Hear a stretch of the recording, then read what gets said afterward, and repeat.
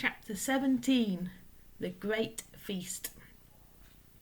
Back in the tunnel they paused so that Mr. Fox could brick up the hole in the wall. He was humming to himself as he put the bricks back in place. "I can still taste that glorious cider," he said. "What an impudent fellow Rat is." "He has bad manners," Badger said. "All rats have bad manners. I've never met a polite rat yet." "And he drinks too much," said Mr. Fox, putting the last brick in place. "There we are. Now, home to the feast." They grabbed their jars of cider and off they went. Mr. Fox was in front, the smallest fox came next, and Badger last. Along the tunnel they flew, past the turning that led to Bunce's mighty storehouse, past Boggis's chicken house number 1, and then up the long home stretch towards the place where they knew Mrs. Fox would be waiting. "Keep it up, my darlings," shouted Mr. Fox. "We'll soon be there. Think what's waiting for us on the other end. And just think what we're bringing home with us in these jars. That ought to cheer up poor Mrs. Fox." Mr. Fox sang a little song as he ran. "Home again, swiftly I glide, back to my beautiful bride. She'll not feel so rotten, as soon as she's gotten some cider inside her inside." Then Badger joined in. "Oh, poor Mrs. Badger," he cried, "so hungry she very nearly died. But she'll not feel so hollow, if only she'll swallow some cider inside her inside." They were still singing as they rounded the final corner and burst in upon the most wonderful and amazing sight any of them had ever seen. The feast was just beginning. A large dining room had been hollowed out of the earth, and in the middle of it, seated around a huge table, were no less than 29 animals.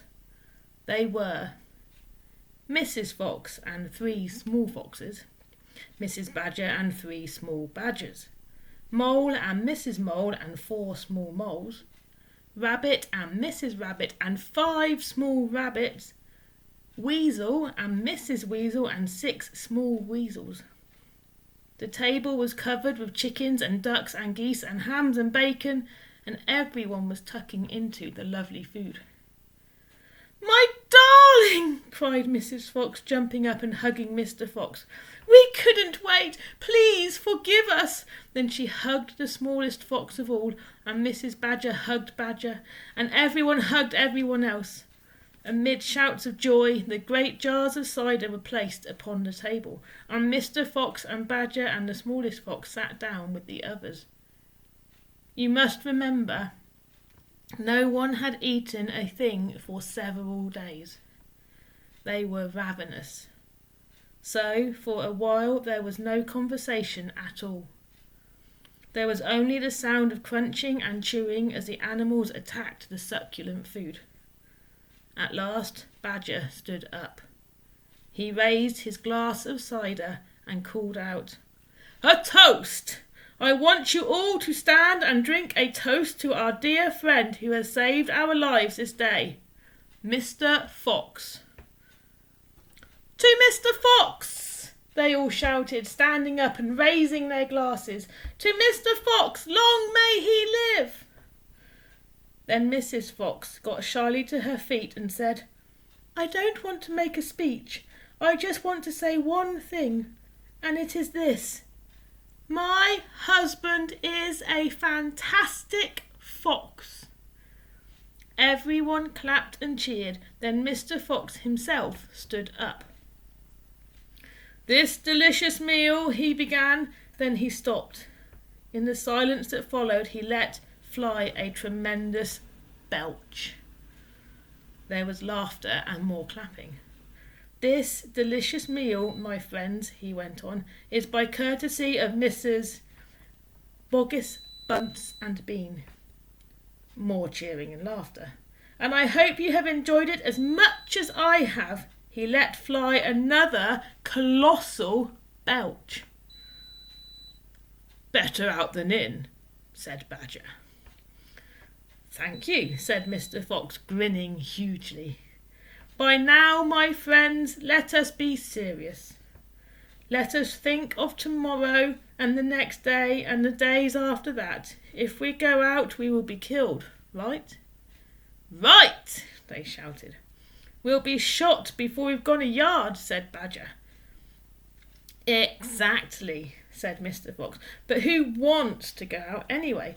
Let me ask you that. We are all diggers, every one of us. We hate the outside. The outside is full of enemies. We only go out because we have to get food for our families. But now, my friends, we have an entirely new setup. We have a safe tunnel leading to 3 of the finest stores in the world." "We do indeed," said Badger. "I've seen 'em."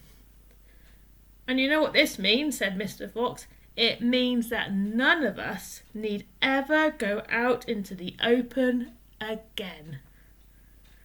There was a buzz of excitement around the table. "I therefore invite you all," Mr. Fox went on, "to stay here with me forever." "Forever?" they cried. "My goodness, how marvellous!" And Rabbit said to Mrs. Rabbit, "My dear, just think, we're never going to be shot at again in our lives." "We will make," said Mr. Fox, "a little underground village with streets and houses on each side, separate buildings for badgers and moles and rabbits and weasels and foxes. And every day I will go shopping for you all. And every day we will eat like kings." The cheering that followed this speech went on for many minutes.